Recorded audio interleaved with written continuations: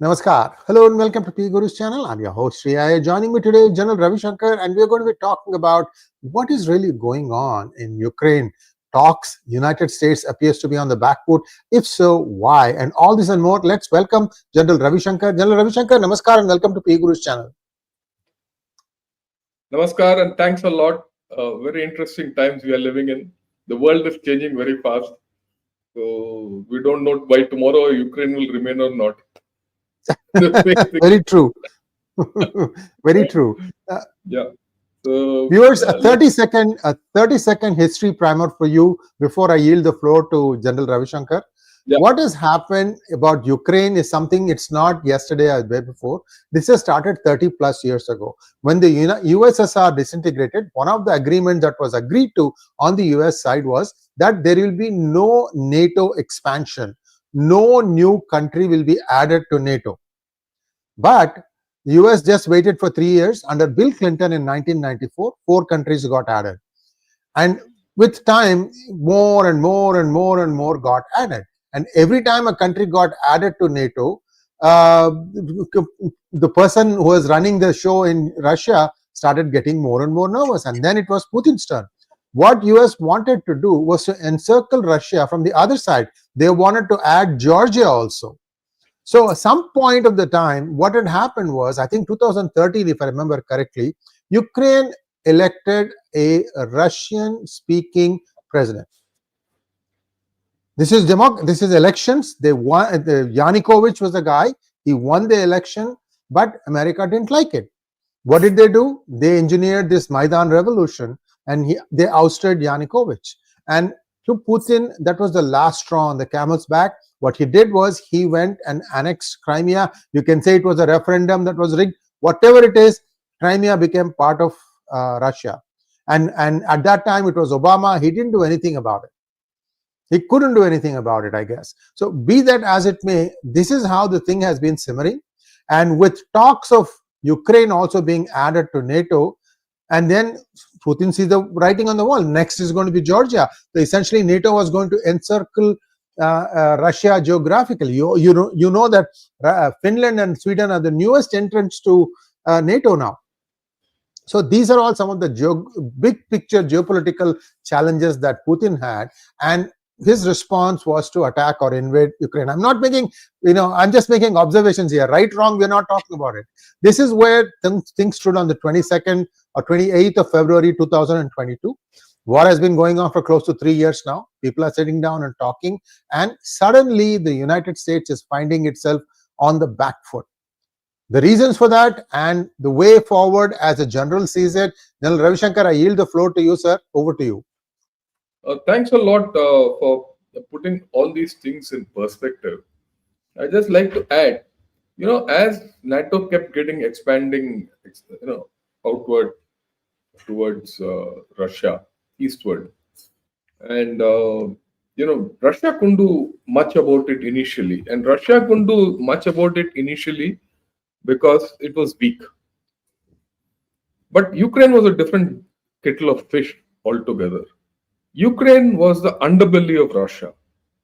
And if Ukraine was to join NATO, or if Ukraine was to become part of EU, and if once it joined NATO, NATO would put its weapons, missiles and heavy weapons and troops in Russia, it would actually be an existential threat for Russia.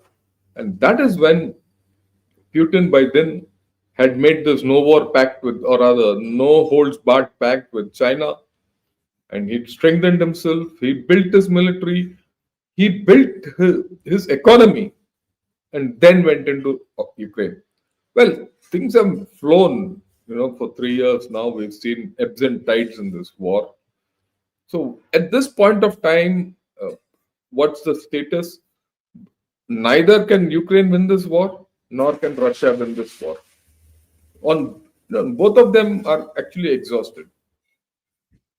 In a way, both want peace, in a way. But the concept of peace for both are different. But the real war is, we all knew it was between USA and Russia. Again here, what is the concept of this termination of the war is also variants. And that is what something one has to understand when we say, will there be peace in Ukraine? Now let's take their initial positions.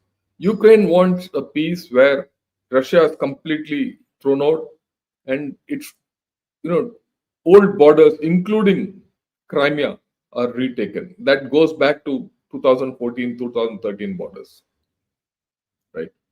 That's the thing. But we know it's not possible. Russia wants a case where Ukraine, whatever its status is, has to be a satellite state of Russia with no NATO, no EU. Something like this, like Belarus. Okay, that also is not feasible. It doesn't have the military capability to go and topple the regime and all that. We've seen it. It's not happening. The least is they will want to keep its territory, but keeping its territory has a problem, and that's what we're going to discuss. USA till now was supporting Ukraine. Trump wants to finish the war. That's what his Paul promise was all about. And he's made a tremendous start to this. He's actually, in a way, he's broken the ice towards peace. And he's the first person in all these years who said, let's finish this war. It's a useless war, and I agree with him. In terms of intent to finish the war, I think it's 100%. And full marks to him to take this initiative to speak to Putin. Many people might comment this, that, all that. Putin has a hold on him. Why is he doing this? Yeah, all that is a different story. But at least give him that credit that he's said, let's end the war. Okay. To end the war, 3 days back, the Russians, Foreign Minister Lavrov and Marco Rubio of USA Secretary of State sat down in Riyadh with their respective teams and had a talk. Now, that has actually, within the past 72 hours, in fact, it's not even 72, a little more than between somewhere in 48 and 72 hours, things have turned turtle. A lot of things have come up in discussions, and the whole thing looked completely different from what one could imagine. Okay, now let's look at it from each perspective, because if I talk without a structure, it'll all go over the top. You'll not appreciate it. First and foremost, like I said, Trump has tremendous intent to finish the war. That's good. But what's the problem with it? He's got no plan. There's no strategy. His plan revolves around stop firing, stop ceasefire, have a ceasefire, and then we'll go forward somewhere down the line. No. And what's more, the certain points for negotiation, which are major cards for negotiation, like not going back to the or going back to the 2014 borders, or not going back, it has been given away to Russia. Already, Hexet has come out and said there's no going back. There'll be no troops here, right? All these concessions have already been given to Russia. So Russia knows if Russia agrees today, what is the condition? Ukraine will not go into NATO. There's no return to 2014 borders, and there'll be no troops on ground. This is what Russia wants. So has USA put the cart before the horse to come into a ceasefire? That's a question. It's a very interesting question because there is precedence to it. This is exactly what Trump did during Afghanistan. After all, Afghanistan evacuation happened immediately after Biden took office. If we all remember, he took office in January. By August or so, they had to evacuate Afghanistan. But that whole deal was put through by Trump, where he gave away everything to Taliban just to evacuate Afghanistan. And then if you go back in time, Iraq, Iraq, Americans did a mess. Bush created the mess, and they just exited Iraq one fine morning and declared victory. So America has this thing of getting bailing out and declaring victory. So Trump, to that extent, is standing true to American traditions. Okay, he wants somehow to get out of this war and restart his relationship with Russia with no cost. So all the sanctions on Russia, everything are just gone. So the concessions given to Russia in this are tremendous already. What will USA get out of it? No one knows. Except the fact that Russia and USA will start talking. The larger dialogue will take place. Is there a grand plan to unhinge Russia from China? That's also not seen. What is at stake is the transatlantic alliance, NATO. Now, NATO has stood the test of time for 70 years. That's a thing. The Europeans are Europe, Canada, and USA is the West as we talk of it. Okay. Now that is at risk of breaking up. Already there is a lot of problems between, uh, you know, USA and Europe. So that is virtually Europeans are today miffed that Trump went over their head, spoke to Russia without consulting them. They're feeling threatened. We'll talk of the European position a little later. Okay. All this would be okay if on the your own front there's unanimity and of approach and thought. That's not there. Trump team is new. Rubio, Hexeth, Steve Witkoff, Mike Walsh, all are speaking with no clarity of thought. That's what I get the sense. Uh, the confidence doesn't come out. What are you going to deal about? What are the issues on the table? Except for the fact, oh, we had a great talk. Issues will be put out, all that. But there's nothing concrete. Look, we've told the Russians this is it. No, that has not come out. Okay. On the second thing, the next thing which has started immediately after between that meeting and today, uh, Donald Trump and Zelenskyy have got into a running fight, tit for tat. He is calling him a dictator. This fellow is calling him something, and that kind of a thing. A comedian dictator. So it's become your home team is completely in array. And you can't. You see, the war is being fought between Ukraine and Russia. You can't draw down to a war, peace in Russia, win this war without the president of the country in which you're fighting. So if suddenly tomorrow America appoints and says, "Thank you, Ukraine. You keep your dictator and you do what you want with Zelensky," and goes off. End of story for Europe. Europe is panicking now. And then there's a larger question which people are asking: is USA reliable as a partner? So Europe is, worried because as per NATO, there were certain security guarantees which were given to European countries by USA. Okay, those are at stake. So there are issues. So there's a lot of self-goal happening, everything. So except the intent, which is the good part, the rest, nothing seems to be okay. But this will be a fast learning curve for USA. I mean, I'm very sure of that. After all, the guys who are in the Trump team are not fools. Trump might not have a strategic outlook, but the chaps, who are as part of his team have the strategic outlook, right? So this will force them to think what's happened in the past 48, 72 hours will force them to think and come up with a strategy. Already Rubio has said, we'll consult Ukraine, we'll consult Europe. That consultation will happen, it will go. So if we think that this ceasefire is going to happen in a hurry, forget it. As it is, there are fights going on.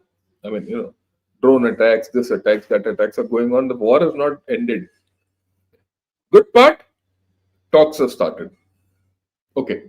Now let's talk of the Russian angle. Okay. As far as Russia is concerned, they have shown no hurry to get into a ceasefire because that's not their plan. Okay. And they're very clear that they will not cede ground, no reversal. They're very clear that no foreign people can come and put their boots on ground, no foreign troops. And they are not interested in territorial access also. Tomorrow, Russia, if you give them a good deal, Russia might even quit the entire area. But Russia wants sovereignty control over Ukraine. That is an important thing.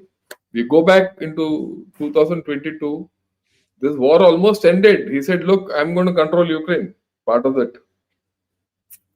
He said at that time, no NATO, no EU, Nazi.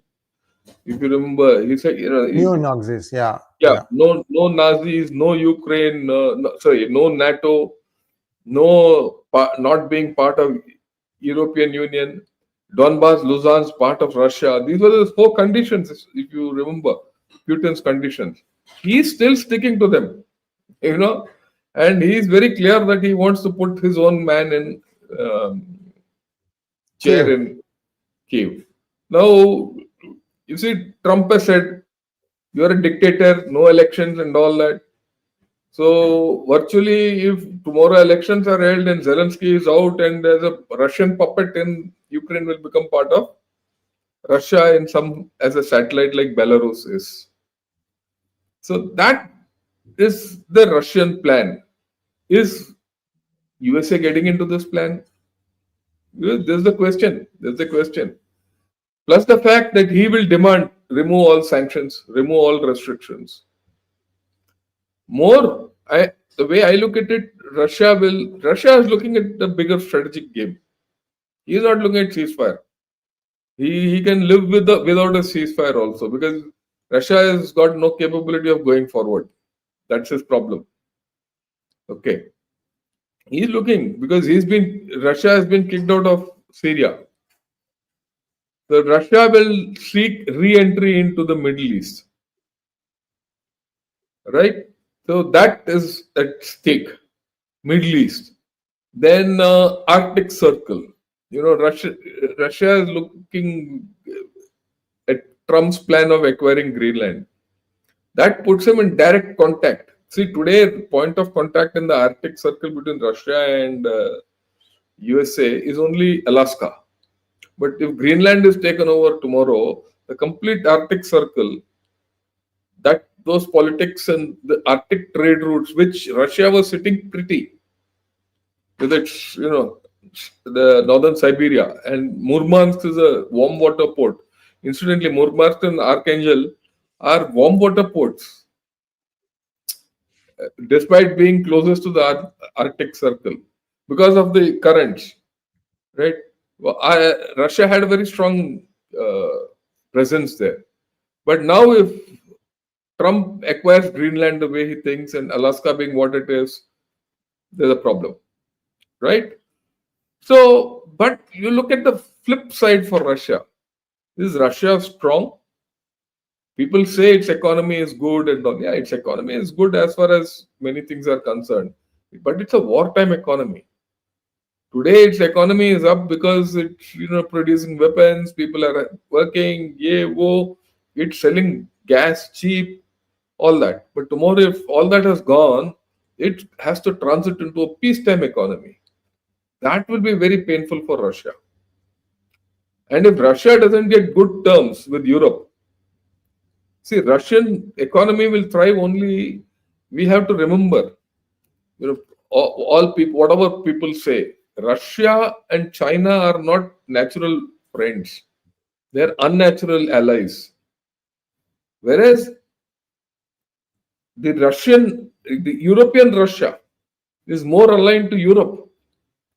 Their connectivity is to Europe, Germany, Poland. Direct connectivity.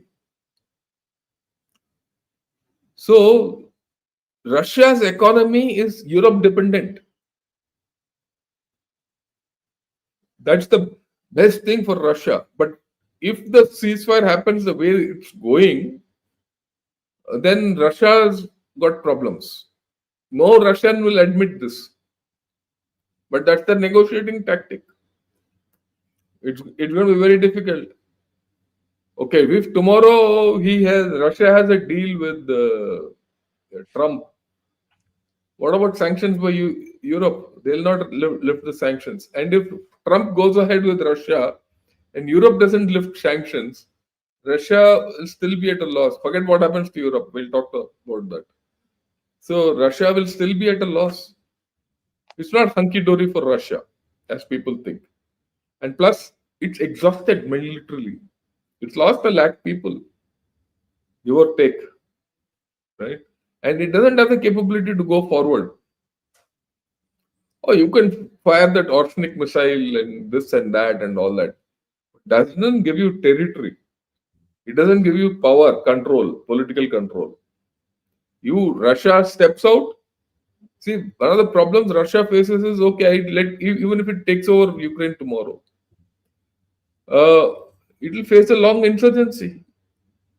Does Russia have the capability to handle an insurgency in a country like Ukraine? So there are problems for Russia also, right? So I've given you the Russian side. All these have come out. Of course, a lot of things have not come out. Everyone is talking of what Russia has achieved, but I'm probably will be the first guy saying what Russia faces. Is that being shown in a mirror by USA so far? I don't know. Okay. What are the two core issues or three core issues of this entire game? I mean, we have to understand that because that's the core of the story. The core of the story is territory. Will Ukraine revert back to at least the 2022 status? Though it sounds difficult, continue like this, or will cede all territory to Russia.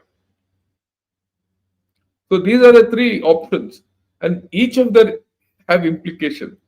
Is anything indicated in this current thing? So far, no.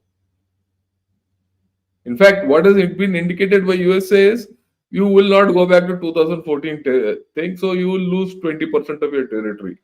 USA is ready to accept 20% of loss of territory.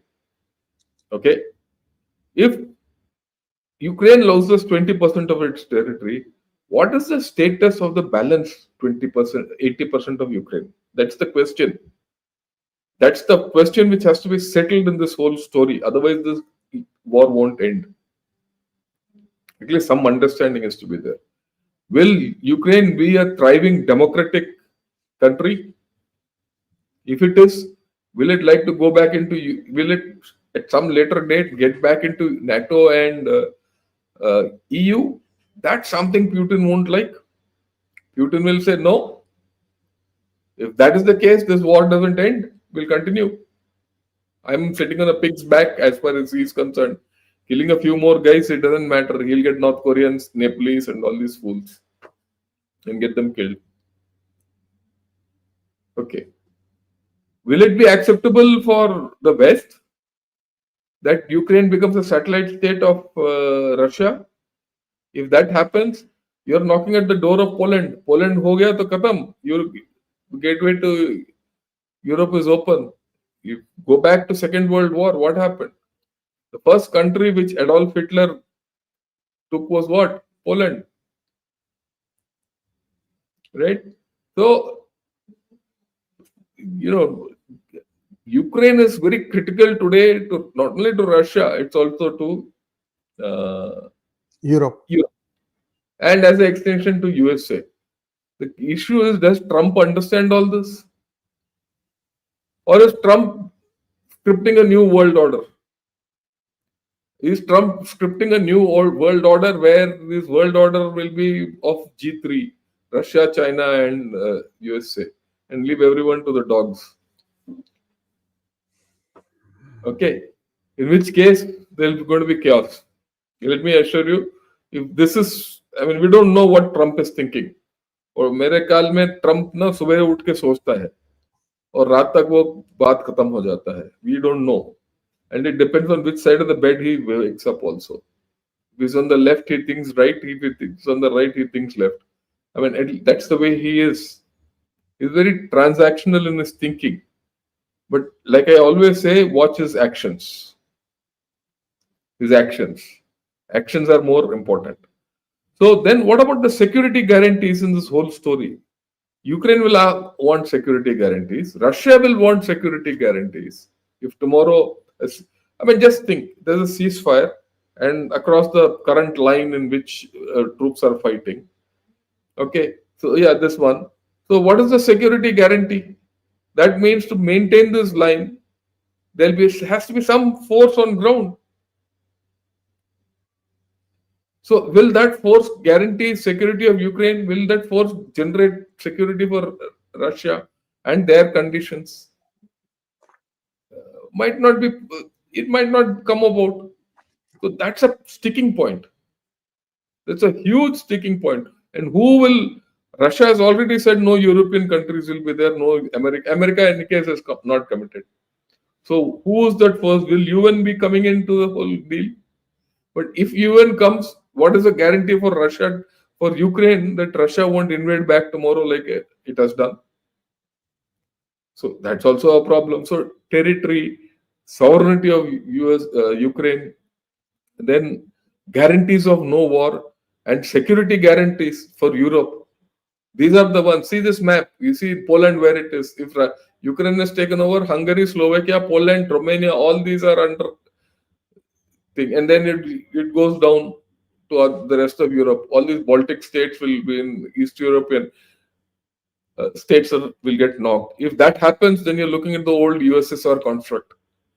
Once upon a time, this was the Iron Curtain, no? Romania, Hungary, Slovakia, Poland, Belarus, ऊपर चले जाओ. Moldova is a real threat today. Okay, so all this is there. So the yeah. So the geopolitical issues is how Russia is looking at it.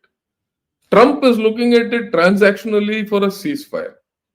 Will it gel? It will not.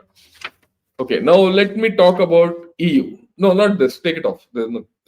This is yeah. Let's talk of EU.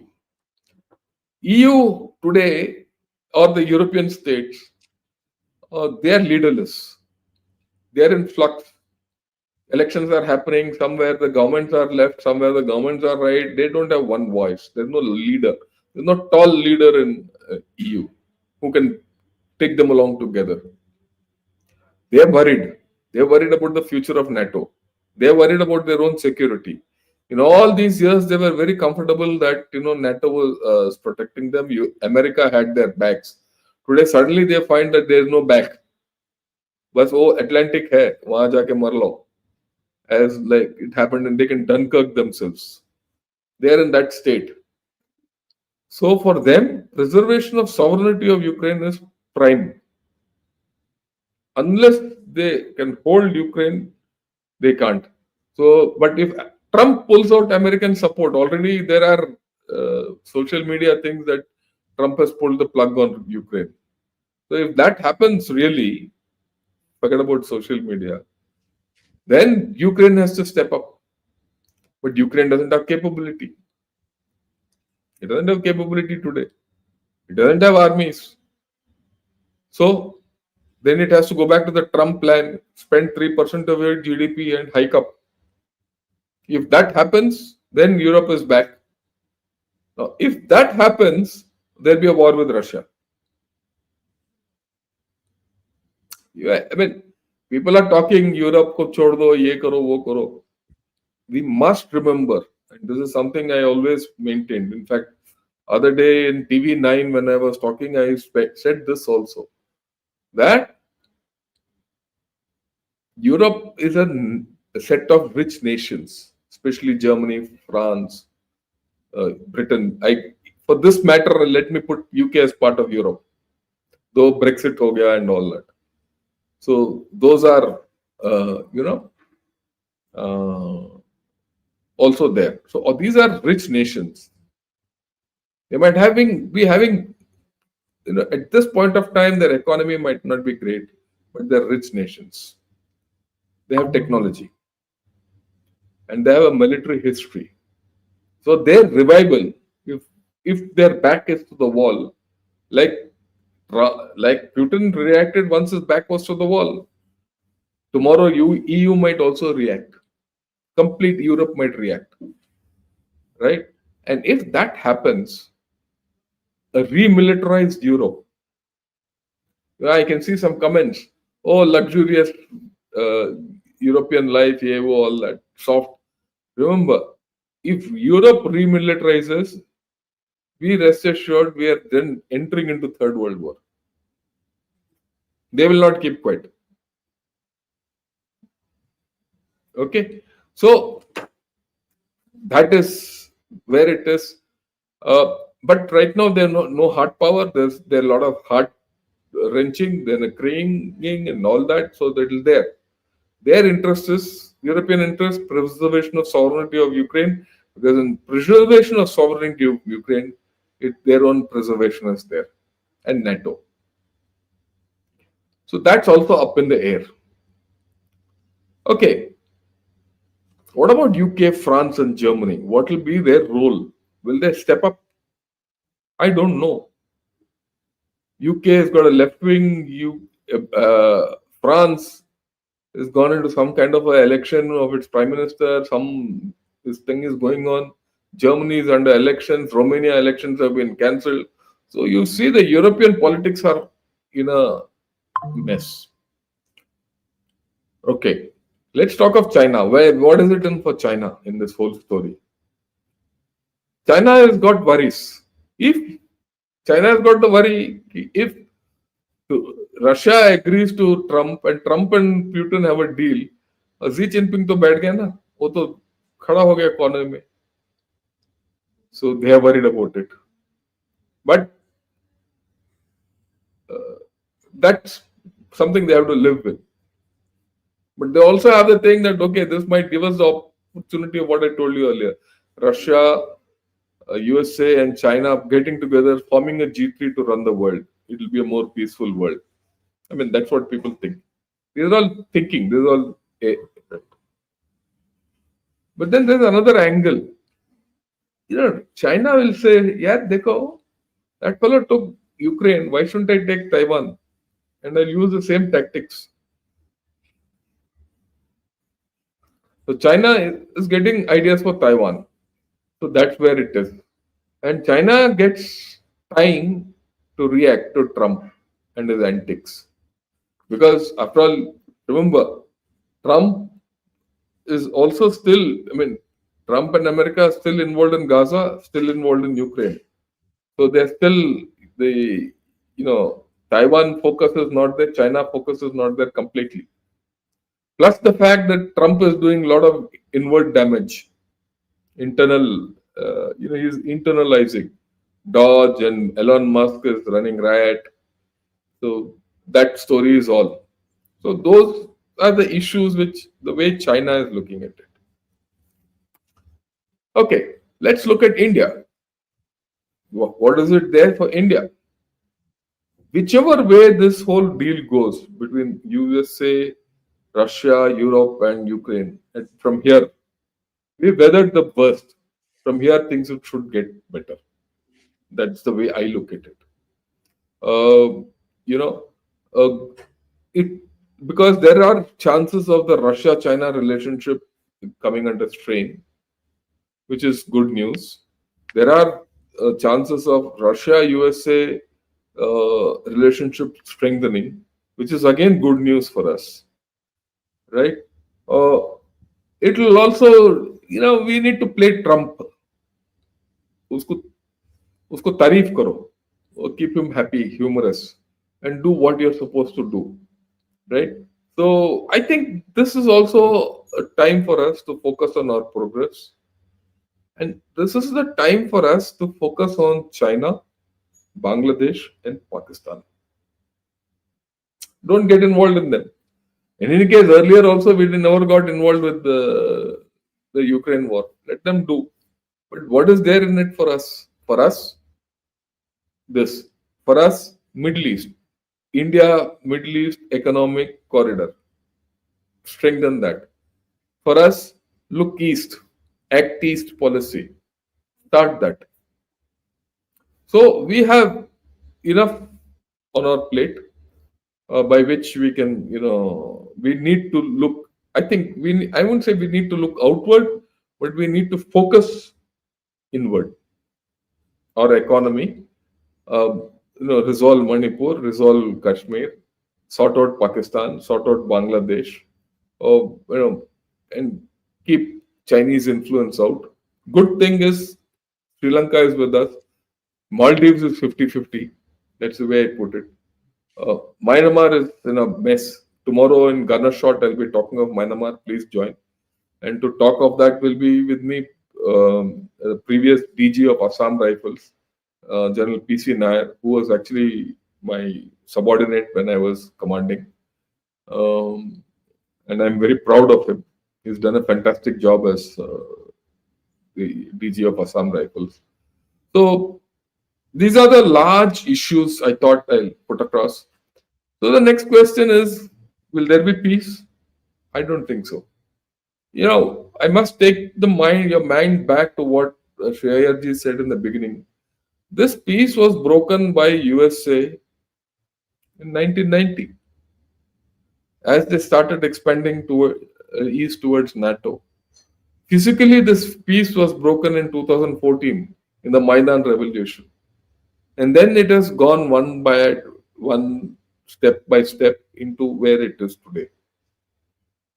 So the roots of this peace in Ukraine are deep, or rather, the roots of conflict in Ukraine are very deep. So it's not going to be easy, but if you can get a ceasefire also, I think that's a great peace. You can't solve everything in overnight. So can Trump pull it off? So that is something which we can see. I mean, let's look at it. Has USA thrown in the towel? So certainly, the way some people look at it, they've already thrown in the towel. And like I said, they had the history of throwing in the towel. Whether you look at it in Iraq, Afghanistan, look at Gaza. Trump did say ceasefire and all. Ceasefire has happened, but has it settled the problem? No. You think Trump will make a Rivera out of that and throw 20 million to 2 million people out? I mean, 2 million is 20 lakh people. Here there are laws in developed countries where a tenant can't throw or rather An owner landlord cannot throw a tenant out. Yeah. So आप तो यार 23 million people or 23 lakh people, where will they go? Will it solve the problem? And who will take them? No one wants to take them. I mean, if you put more Palestinians in Jordan, the number of Palestinians in Jordan will become more than Jordanians. And Jordanians always had a problem earlier. When they allowed more Palestinians to come in, the Palestinians wanted to do a coup against the king of Jordan. And who was in action at that time? None of our good old friend Ziaul Haq. He was a tank brigade commander there. He went and he massacred Palestinians. The same Palestinians whom Pakistanis are now sucking. The world is round. That's the whole thing. If you go into the history of warfare, you'll find a lot of. So, will Trump be successful? I don't know. Has he thrown in the towel? He might have thrown in the towel without even knowing. See, if you get into these issues transactionally without going into the thing, you might be transactional, but what about the other guy who's not transactional? You see, in a conversation, there are two sides to the whole story. And Putin is a past master at all this by now. So, well, that doesn't mean that USA cannot come out of it. You learn on the fly. They've got good people who can talk. they've got media, they've got strength. You see, one thing which Trump has, which probably Putin might not have, Trump has the support of USA, and that's a big support. People of USA support Trump. So that is something which he might just use to push its way through. But then uh, let's see how things unfold. I do hope I have made my points, and any questions I'm prepared to take on. Yours, and Thank then you. we'll go. Yeah, thank you so much, General Ravi Shankar. Believe it or not, there are tons of questions today, 15, 16 already. One We'll, question I wanted to ask you one question. This is a little bit off the side, but at the same time, still on topic. When Ziaul Haq became the martial law administrator of Pakistan after beheading, not beheading, but basically hanging his Bhutto. mentor Bhutto. No, he And, didn't put, he just did a coup. He hung him later. right. Then what happened was that Afghanistan invaded. Russia invaded Afghanistan, and Yeah. at that point of time, Ziaul Haq, before that, the US was giving him $400 million, and he said it's peanuts. And then once this invasion happens, US turns around and gives the ISI $3 billion. 3 billion. And it's that is what made ISI so powerful, and it continues to be powerful. In my opinion, they are almost equal, the army and the ISI. Perhaps ISI has Yeah, a slight upper on hand, that there's no doubt. right? So the question that I had for you, sir, is 8-9 years later, Ziaul Haq goes down in a plane, allegedly a bomb in a mango crate, and looks like the United States got really nervous about the way Ziaul Haq was radicalizing the Pakistani army. After all, they know that the power was always with the army. Is it true that the somebody like there's always a CIA person in the US consulate in Islamabad, that he tried his best to persuade the ambassador to not accompany General Ziaul Haq for this tank demonstration? Is it true? It's now shrouded in mystery.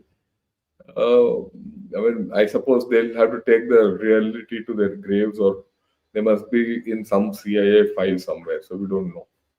I wouldn't like to. To be very honest, I wouldn't know.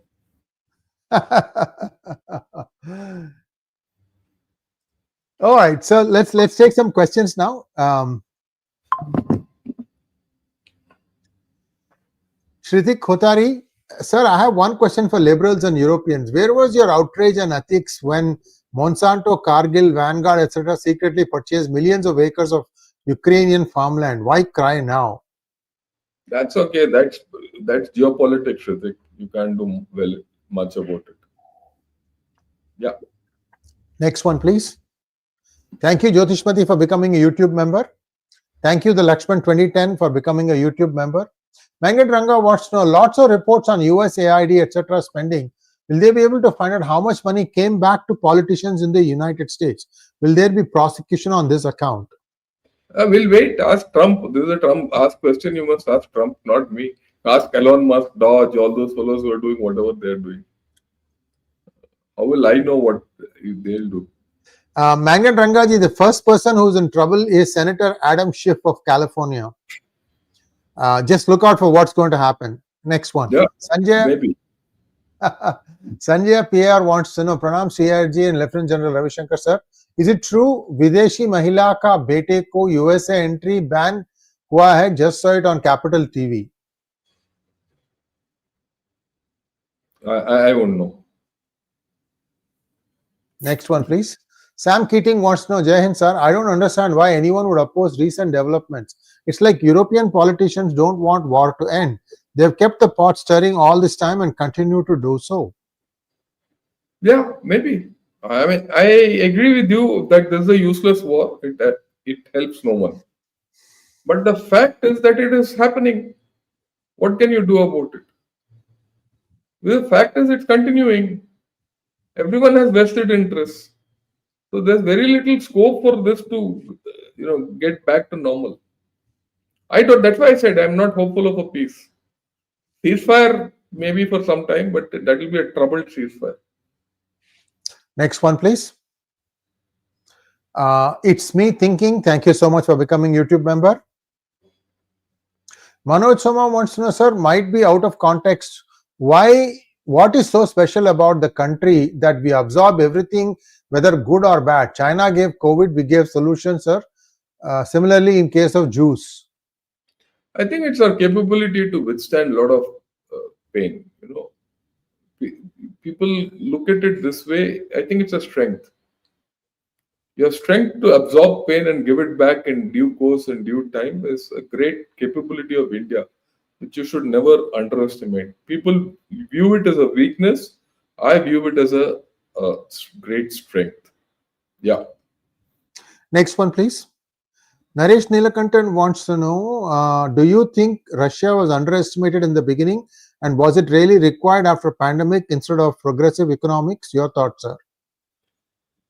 No, I don't think Russia was underestimated ever. After all, in this entire story, Russia was the one who prosecuted war, right? And it was USA who was saying that the war is going to happen. I mean, it was known that war will happen. It was Europe who, closed their eyes. Europe didn't wake up in time, as simple as that. If Europe had woken up in time, this wouldn't have happened. A lot of problems here would around Europe. The way I look at it, they should have actually thrown out Zelensky long back.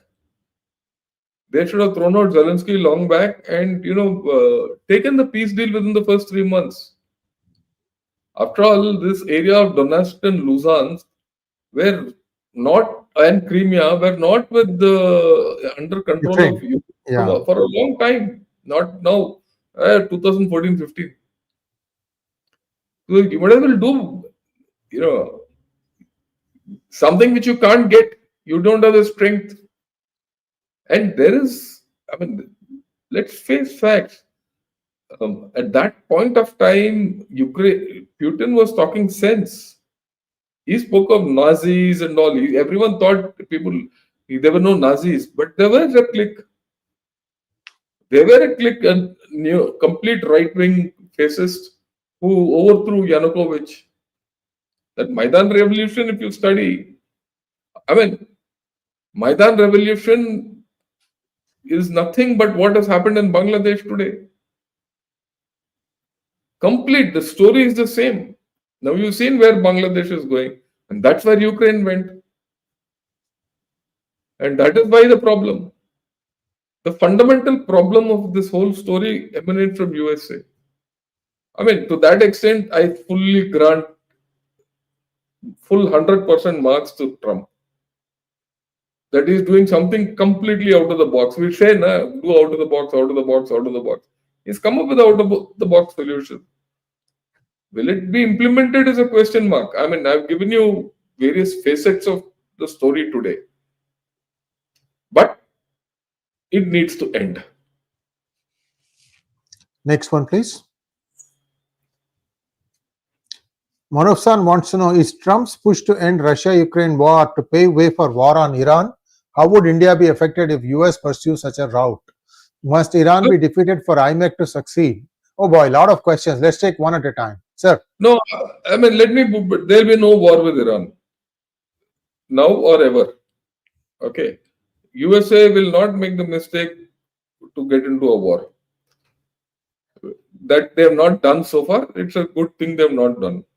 Iran won't affect IMEC. The whole point of IMEC is to bypass Iran. And Iran, remember, is itself weakened today. Iran doesn't have influence left. It has problems. We know that. So, I think, the Middle East and the West Asian scenario is today favorable to India. Russia won't abandon Iran, don't worry. But at the same time, there's an analysis which has come out in Foreign Affairs yesterday or day before that China is also incapable of leading an alliance of Russia, Iran, North Korea, and China. Because North Korea is the joker in the pack. I mean, I keep telling this. Shreya someday we should do a thing on North Korea to put things in perspective. You know what the title is, sir? You know what the title is? Soprano always, they make a joke, right? Any opera is not over till the fat lady sings, Yeah. right? It ain't So over till the fat lady sings. That's the exactly. last scene. Yeah, So but here we have a fat man, and what is he that's singing? okay. We'll talk of it. But many people underestimate North Korea and don't understand North Korea and its politics. Maybe next week we'll do this. Sure, At sure. least, just for a different thinking. And you'll see the whole thing turning on its head. Chinese thinking will turn on its head. Okay? And as we perceive it. Okay. Next one, please. Viswanathan R wants to know, did Europe err in standing firmly against this war in the initial stage, letting the then British PM from stirring the pot and withdrawing smartly, letting Ukraine face the hammering? Yeah, I think so. I think Vishwanath, you're completely right. That fellow, that Boris Johnson actually queered everyone's pitch. Oh, I mean, he's not even elected. He was only having sex parties in 10 Downing Street. And that was the end of the story. So I think you're right. You hit the nail on the head. Yeah. Next one, please. Thank you so much. It's something for gifting 5 Gunner Shot memberships. Sir, you got a Oh, bonanza for 5 of your members. Or you can yeah, grant 5 thanks a lot. memberships. And Yeah. he's taken on membership for, yeah. Yes. Yeah, thanks a lot for this. But I would like to request all those who are viewing, please do consider joining Gunnershot as a member, because joining Gunnershot as a member is not money for me. You're contributing to a good cause. That's all I can tell you. This Should is we tell the cost, sir? Because it's very important. yeah, why not? Yeah, all I'm saying Yours, is, yeah. yeah, please. See, I have to go back a few years on how our friendship blossomed between me and General Ravi Shankar. When I told him, sir, I would like to come, I'd like you to come. He had not started Gunner Shot at that point of time. I'd like you to come regularly. And he just made one request. He said, once in a while, I'll ask you to donate to a good cause. And he explained to me what the cause was. The cause was that he identifies girls from very poor families who can't even afford basic education. And he says, I just take care of such children so that they can find their way and become self-supporting in over the course of time. And I've had the honor of helping him a couple of times, or one time, I don't remember. He hasn't even asked me after that. But this is what Gunner Shot is all about. Every paisa that comes by way of revenue is spent on the betterment of economically suppressed girls, education, making sure that basic sanitation needs are met, their books are met. He is doing a very, very quiet but effective job. I tip my hat to the good general, and please help him in this effort. Thanks a lot. Right? I mean, it's just that one has to do something. Money is not Yes, everything in yes, life. I mean, yes. let me put two, three things. Money is not everything in life. Viewership is not everything in life. Good things are always thing. So it's up to you to, yeah. Next one, please. Interesting day, sir. Trump has a lot on his plate. Yes. Yeah, I agree with you. SB Sarkar wants to know, General Sir, will a division of Ukraine with ethnic Russians merging with Russia and the rest be the buffer state? See, the problem there is this merger, division, everything can happen. Who will monitor the division? Who will man that new state? Who will They man have the border? intermarried, right? They have intermarried. This is not something. That's not a problem. No, no. Yeah, what Sarkar is right. There'll be a buffer. It will not be a buffer state. That's the thing. It will be a buffer state only if it's a own state. But this is going to be part of Russia. That 20% of Ukraine, which is there, will be part of Russia. Okay. So Russian border has come forward. That doesn't still give security guarantee to Russia of Ukraine being at its belly. I mean, just can you put that map up? People should understand. Yeah, yeah. Why? Yeah, I'll explain this. Yeah. See, if you look at the top where that, that Kursk area, Ukraine has got a little foothold on the other side, and that's in Russia. If the war freezes today, the Kursk will be in the other side. If the territory, this thing, so Russia has also lost that. His loss is less, but in terms of importance of the territory, that's more than all this. Because that shortens the distance to Moscow by another 30-40 kilometers. So there are implications of this buffer state. I mean, I would say that there will be no buffer state. It will be shifting of the borders. Will the shifting of the borders work to, Russia's favor? You will say it might not. That's the beauty of this whole story. That's why Russia is also in a fix. Not many people are talking about it, but it's in a fix. Yeah, thank you. Next one, please. Venki Pinnanameni wants to know. Thank you so much, Venki. Thank you. Sarvatra Gaurav Evam Samman. Yeah, Evan Samman. Yes.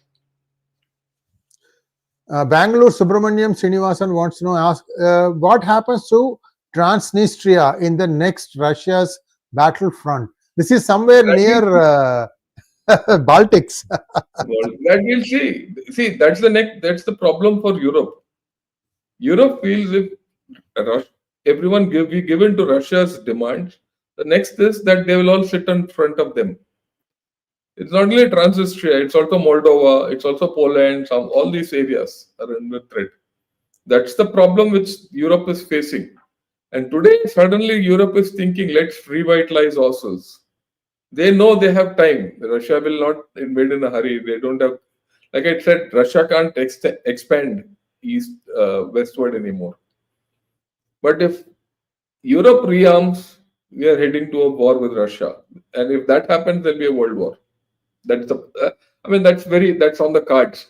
You might say I am thinking out in the, totally out of the box. I am thinking out of the box. Okay.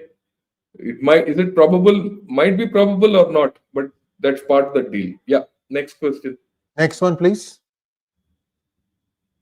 Did Europe err in standing firmly against this war in the initial stage? I think this is already done. Next one. Yeah.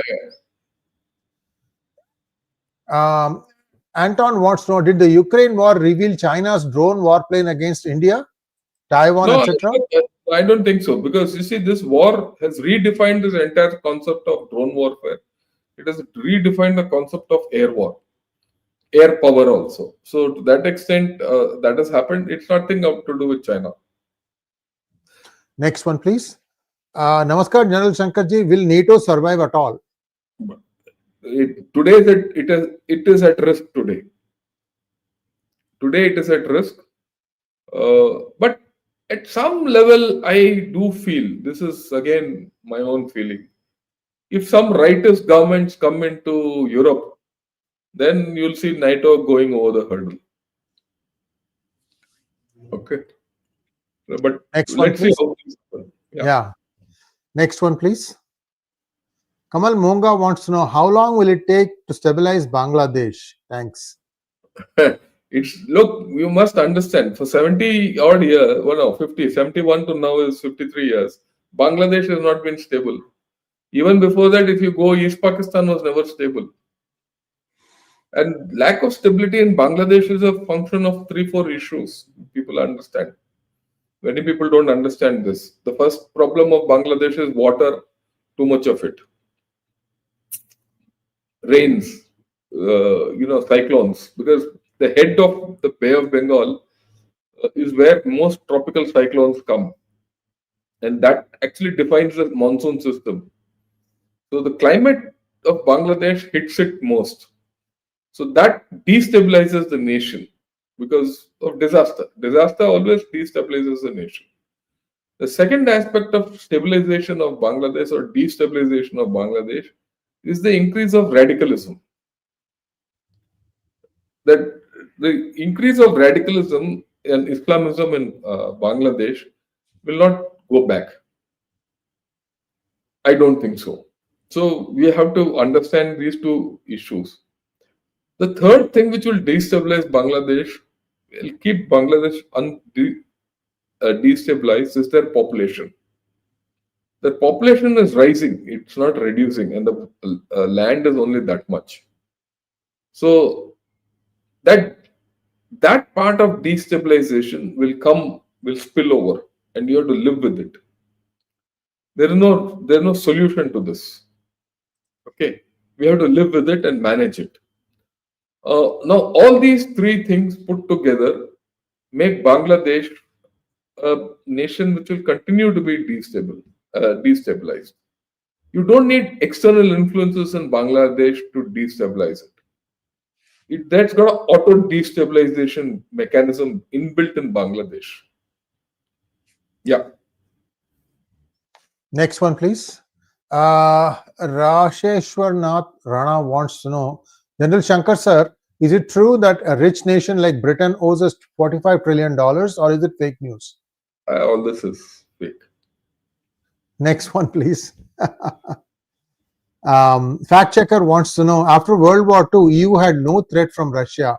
Why is Europe not being friendly with Russia? What is their problem? Yeah, that's a very good question, actually. I've asked this question to many Europeans and Russians. I said, why are you guys not? After all, after World War II, you had no reason to fight with each other. Right? Germany became a peaceful nation and all that. But it is in their genes. It is in their genes. Russia, by nature, is a continental power. Every continental power likes to expand its influence. It's huge. After all, Russia is the biggest country in the world by land mass, even now, full of resources. Okay, it's surplus. It's got technology. Russia is, after USA, is the most self-sufficient nation in the world. In fact, Russia and USA are the only two self-sufficient nations in the world. No other country is self-sufficient, including China. Okay, both these countries are energy surplus, their technology surplus, and food grain surplus. All three they export. So they threaten everyone around them. You see, after look at Canada and Mexico, they're being threatened by USA. Same thing. And Europe itself has been prosperous always, historically. So they have resisted Russian advances. Always. And it's a matter of culture, it's a matter of history, languages, ethnicity, so many things. You have to go into the spread of religion, Christianity. Okay. So all these, and now energy. So all these put together don't make Europe and Russia see eye to eye. That's how it is. Next one, please. Sri Narayan wants to know, why not Ukraine join with Russia? I think we already answered this question. Pura Ramayan Sunkar. Victor 100 wants to know, will POK follow Baloch? Doubtful. Next one, please. Yeah, that brings us to a close of today's program. Well, wonderful thoughts exchanged, sir. And viewers, please like, share, and subscribe to our channels.